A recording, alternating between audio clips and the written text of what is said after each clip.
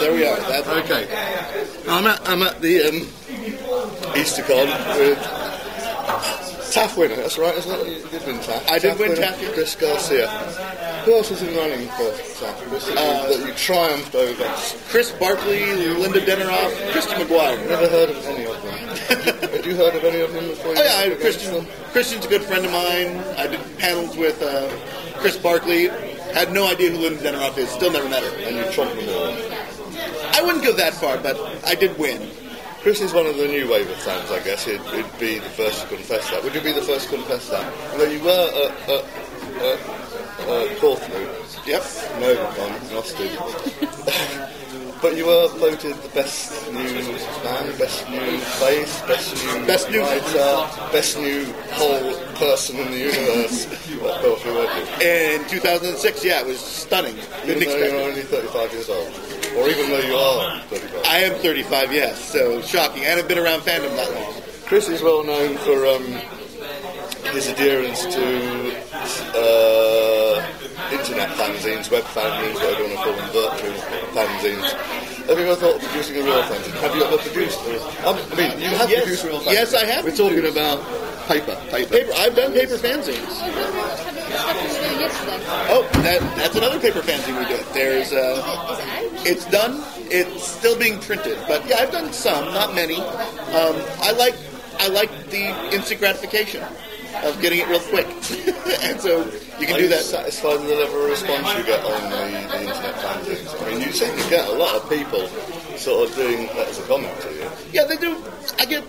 It's wonderful. No one does a letter every time. Like, there are a couple of people who sort of do, but I get responses from here and there enough that it makes me happy. So, but I mean, even if I didn't, I would still do it because it's sort of, for me, part of it is just the act of doing it. Not even that, people are enjoying it. You're a very outgoing person and you're very sort of active and always on the go. I have to ask what drugs you take. Actually, none. It's all natural endorphin. It's all natural endorphin. I may be living off the ones my dad did in the 70s. He doesn't even drink. I'm glad you brought up your dad because I was going to ask you. Your dad has recently passed away. Yep. And you did report that in your fanzines. And it's rare to get sort of an interest in science fiction or band passed down from father to son. I wonder how that came about. Because most kids would break away from their family and father, wouldn't they? They'd say, I'm going off to be a rock star. It was weird that, I had fun when I would go to cons with my dad. And I loved, I colored in a lot of his Roxler artwork in his fanzines when I was a kid. I mean, like, the thing is, it was never forced on me, except when I was really little and, you had to go with mom and dad. But, I've wandered away at times and wandered back, and so, my dad being one of those classic examples of me of someone who you both don't want to emulate, want to be exactly like at the same time, is like, yeah, okay, I can deal with that. Totally. Yeah, I want to say, when I told my famous song about you, and probably something you said at Austin, you told me afterwards that you'd been, it wasn't the first time you'd been really good, but you used to be really good. You told me about a very specific incident with a famous star. Could you just repeat? There are actually 4 of them now. Oh, God. There was a moment which is weird that I'm actually going to tell you right now. Which one did I mention to you? I think it was Donald Sutherland or Peter Sutherland. If it was Donald Sutherland has mocked me, but that's a different story. But no, the best one is actually, I was right around that time, it might have even been a little before. I was walking down the street and my man himself, the guy I love, Christopher Walken, excellent, actually did do a little tribute to me, which was strange. He mentioned the hair a lot, which is weird, but yeah. Although from behind I could look like any number. I could look like Greg Pickersgill, for God's sakes, if the right lighting. But more recently there was one. I was at a wrestling match, and I was accused of looking like Hillbilly Jim, classic wrestler in the 1980s, and by the wrestler from the ring on the microphone over. So that's one now that I hold deep and close to my heart. have you ever gone into wrestling? Because you know there's a tradition of Mexican mass wrestling. Absolutely. Have you ever thought about that? I have. Because you've got the build, you've got the fan. Oh yeah. People mistake you to tell you which one. Yeah. I have actually wrestled. While I was in college, I was a wrestler. I used the name Mr. Fabulous for years. Right. And Well, you didn't do that professionally. no, it was a Love. yeah, it was for the love. It was really The love of grappling. a little grappling. But yeah, no, actually, there was a long phase of amateur professional style wrestling that I was a part of as Mr. Fabulous for about 3 years, and it was so much fun.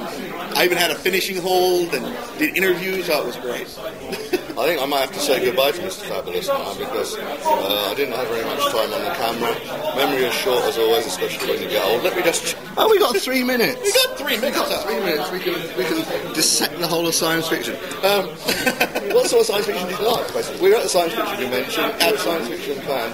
Who are your fave science fiction authors? Science fiction specific. Or fantasy, whatever. Yeah. I mean, China Miéville is one of them. I absolutely love Perdido Street Station. I'm a big fan of Philip Jose Farmer. Kurt Vonnegut, of course, though people argue he's not science fiction because he says so. I tend to go in for... I have trouble with hard science because I don't have enough of a background. How about the classic writers? Because, I mean, we are a whole generation apart. Oh, yeah. You've got to accept that. I mean, and people I grew up with for better or worse, Heinlein and Asimov, and frankly, very basic hack British writers of the ilk of Ted Tubb and Kenneth Borman, who you probably wouldn't ever read. No. But I have, I've read, I like but don't love Asimov. I hate Heinlein. Despise him with the Fiery Patch of 100 Suns. Politically, obviously, he's writing. A little bit of both. Actually, one of my favorites is and I don't know how I got into it, but I really disliked Mac Reynolds for years when I was a kid. And then I started reading H. Beam Piper, and that's going a ways back. And then Haggard, Ryder Haggard. Stuff like that was really good. Science fiction, but adventure, and in the same spirit. And a lot of science fiction writers probably ripped off Ryder Haggard. Oh, absolutely. Philip Jose Farmer, absolutely, for half of his stuff, should have a little warning, inspired by the writing of. But I mean, I love, the adventure stuff is fun, the satire stuff is fun, the social stuff I absolutely love. I read a book by a guy named Howard Hendricks the other day, that was hard science, and I got into it, and then I realized I probably missed the whole point. So, but I like, I also like Ian Banks. So, ever thought of writing science fiction? Or have you written something? I tried. I failed. You're young enough to go for it, Chris. Yeah, I mean, and more than once I've had a writer say to me, you should try to write fiction. It's like, well, no, for me, nonfiction around my life is fictional enough. So it's like it's one of those things where I think what happens around me is weird enough to be interesting. Well, in the interest of being professional, I'm going to wind up now. So thank you, Chris Garcia. Thank you, Graham Charnock. This man here. This man here. This man here. That's all I'm saying. This man. That's all. Thank you. No problem. That'll run out of it. That's a great shirt, by the way.